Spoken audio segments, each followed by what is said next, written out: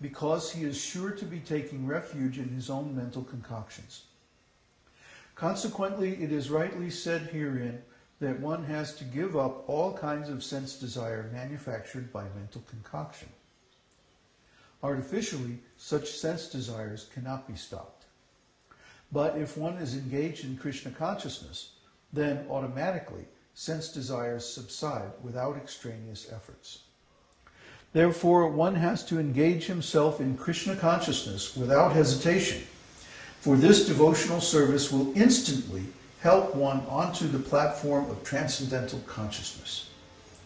The highly developed soul always remains satisfied in himself by realizing himself as the eternal servitor of the Supreme Lord.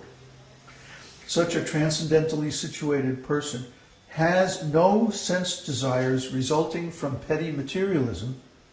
Rather, he remains always happy in his natural position of eternally serving the Supreme Lord. Very important verse.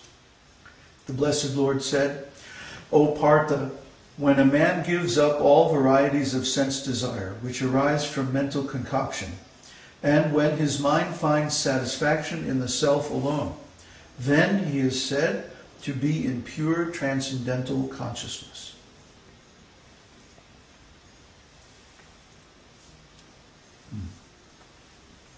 Every word in this is very meaningful. Shri means beautiful, transcendentally beautiful, full of transcendental spiritual qualities. So the Lord is addressed as Shri Bhagavan. Bhagavan means one who is full in 6 transcendental qualities. Anybody know what they are? The richest. Riches. Most famous. Fame. Power. Power. Renunciation. Renunciation.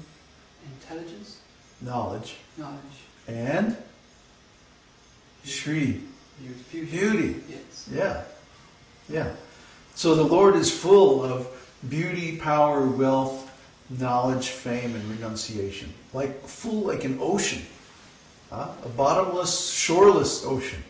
Always increasing. Always overflowing. With these transcendental attributes. This is God. This is Bhagavan. He has no connection with this material world.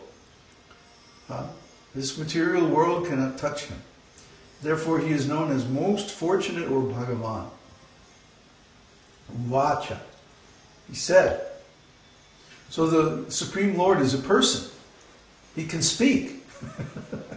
He has opinions. He has knowledge. He has desires. He has everything that a person is expected to have. But he is a transcendental person, an unlimited person. So when he speaks, his knowledge or his opinion is absolute. It never changes. It is powerful and effective throughout all time, all space, and applicable to all living entities in all conditions of life and in all states of consciousness. So, what is that absolute truth? Prajahati yada kaman sarvan. When a person gives up all kinds of desires for sense gratification. Now, desires can be subtle and can be gross. We're all familiar with gross sense gratification, but also the subtle sense gratification. Desires for a pride, or being special, or being treated with great honor and respect, or being looked at as an authority of some kind, or something like that. These are subtle desires, but they are every bit as much of a trap as the gross sense desires. The gross sense desires apply to the sense organs of the material body, but the subtle sense desires apply to the mind and intelligence. Pratishta. They're called pratishta. Subtle sense desires. One wants to be seen as very intelligent or very learned or very renounced. Basically, he's imitating the qualities of the Supreme Lord. But actually, our ability to imitate the Supreme Lord is infinitesimal. It's less than atomic. It's hardly there at all. Any qualities that we do have are actually borrowed from the Lord himself. He's the source of everything. And we're simply an emanation from him, or a reflection of some of his qualities. By no means all. He has many qualities that the living entities do not and cannot ever possess. So there's no question of a living entity being equal to or even close to the Supreme Lord. The only way that we can even have a relationship with the Lord is by serving him. No. So this is the process. And these desires for sense gratification are based on mental concoction, mental speculation. And the first speculation is, I am the enjoyer. I get to enjoy these different kinds of... What the heck is that? Cell phone. Oh. Throw that damn thing in the river or something. What an interruption. Is our cell phone turned off too? No. Last time it rang right in the middle of the class. And from there, Sorry. And well, that one's turned off. There is a particular word that's very noticeable there in that verse, the kaman. Come on. One who wants to enjoy as Yeah. as kama. Kama means lust. Lust means specifically sex desire. So we see, for example, that in the name of sex desire, people want to have a very nice body, and then they want to dress their body in beautiful clothes, and then they want to have a nice car, a big apartment or a house, or they want some position, some designation. Oh, I am the president of the company, or I am the something of the something. These are called designations, material designations. Or usually they come in the form of, I am the most something of something. Everyone wants to be the most, the greatest, the best, the something of the something. This is all nonsense. What are we? We're servants of the Supreme Lord. That's our real designation. So all of these false designations are made by mental concoction. I am the husband of so-and-so. I am the wife of so-and-so. I am the lover of this person. I am the president of this company. I am the muckety-muck of Pooh-Bah. It's all just mental speculation. It's meaningless. Why?